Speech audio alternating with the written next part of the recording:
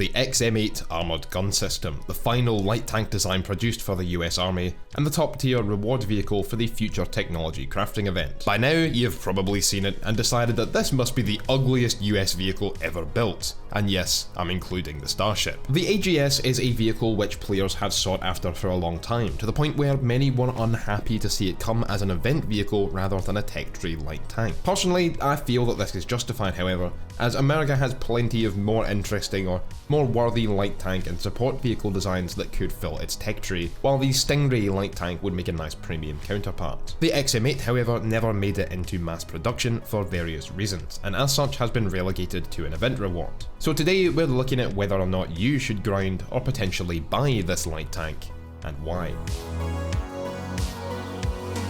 Now, I know I may catch some flack for saying this, or at least disappoint some of you who are already going for this vehicle, but my honest advice is that no, the XM8 is not worth the grind and definitely not worth spending money on, either to skip through the event or to buy the vehicle on the War Thunder marketplace. I nearly skipped out on making this video at all for this reason. I know these should you grind videos come out a wee bit late, I do make them as early as I can, but on the other hand there are several issues with the XM8 that either make no sense or at least could be easily rectified, and given the popularity of this vehicle, I think it's at least worth a discussion. The first major issue with the XM8 is its mobility, which is quite clearly incorrectly modelled. For one, this vehicle uses the exact same engine and transmission as the VFM5, which is multiple tons heavier and yet accelerates faster and to a higher off-road speed. Additionally, the type of fuel the US used in this power pack actually allowed it to produce slightly more horsepower than it did in the British light tank. I don't understand why a lighter curb weight and more horsepower out of the same engine and transmission equals slower acceleration and off-road speed in Gaijin size, but reportedly this issue is being looked at and will be fixed soon.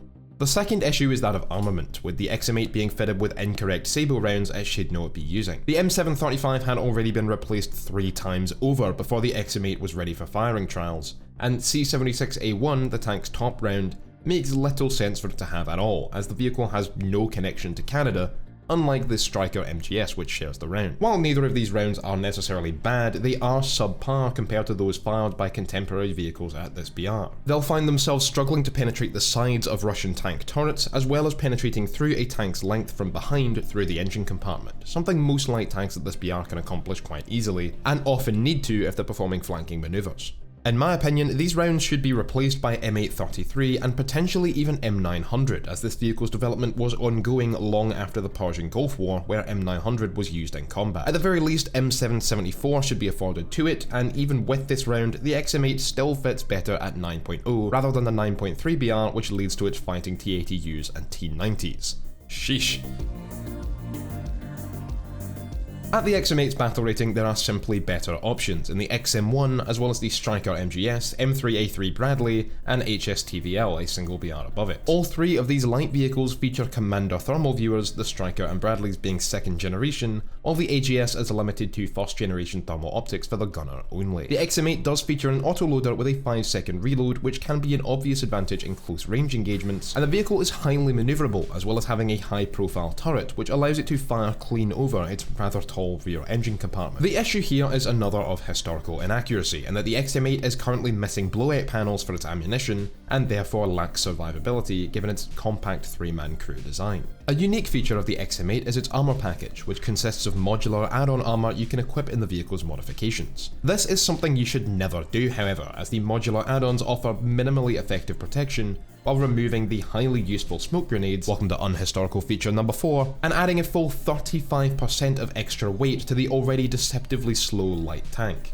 One of the main design parameters for the armoured gun system was for the vehicle to be air transportable by a C-130, at least with its level 1 armour package. This makes it almost the Harrier of tanks, not designed to supplement or support main battle tanks as a force multiplier, the way a more conventional scout or support vehicle does, but to act in place of the main battle tank itself and replace them in scenarios where more conventional MBTs like the M1 Abrams could not be used. In War Thunder, as with the Harrier's speciality of being usable when superior contemporaries were not, this benefit serves no purpose, as that limitation does not exist. This makes the XM8 simply an inferior main battle tank with a light tank spawn cost, rather than a true light scout or support vehicle, though it does retain the scouting ability. The XM8 fails to match up to the lower BR Striker MGS in speed, range and firepower, making it substantially worse in long-range flanking maneuvers on maps like Fulda or European Province, while being inferior to the M3A3 Bradley and XM1 in medium-range engagements, and lacking the high rate of fire which makes the HSTVL such a joy to use in close-in urban environments. While a justifiable position given the vehicle's failure to make it into production, the main reason the AGS was made an event vehicle may well just be because it serves no purpose in the game. The most unique feature of this vehicle is that it isn't unique, it's a conventional light tank, something America doesn't have at this BR, and if that's an interesting enough piece of history to make you keen on getting this vehicle, then go right ahead, but I doubt people in that bracket will be looking for a video like this anyway. It's a poor support style vehicle with a very limited lineup to support regardless, while also being a poor stand-in for a true main battle tank like the XM1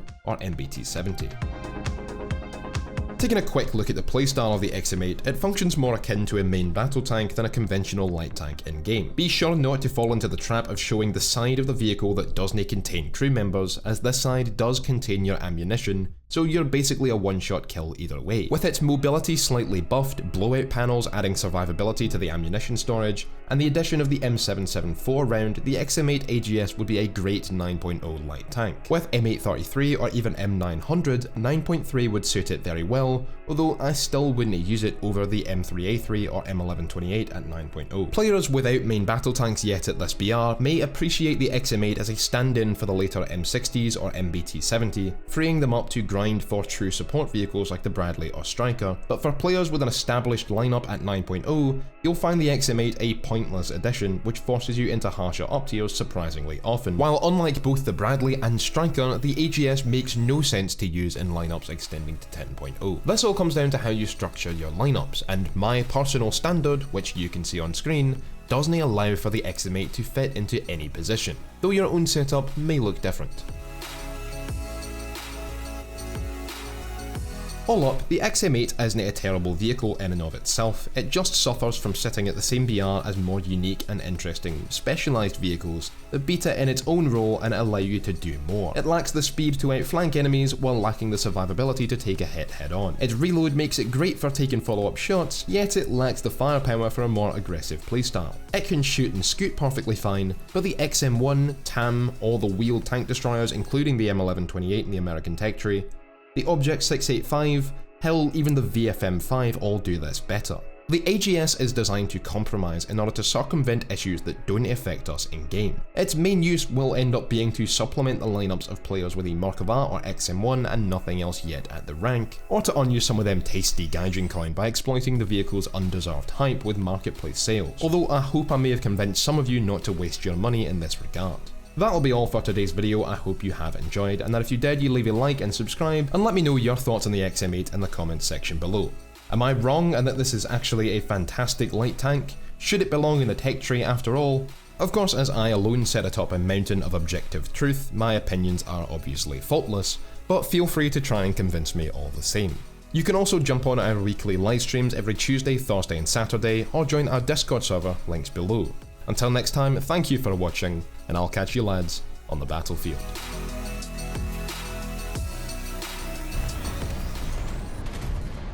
Okay, we're being hit by aircraft though. The fuck was that?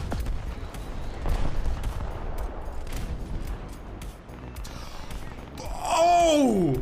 Oh!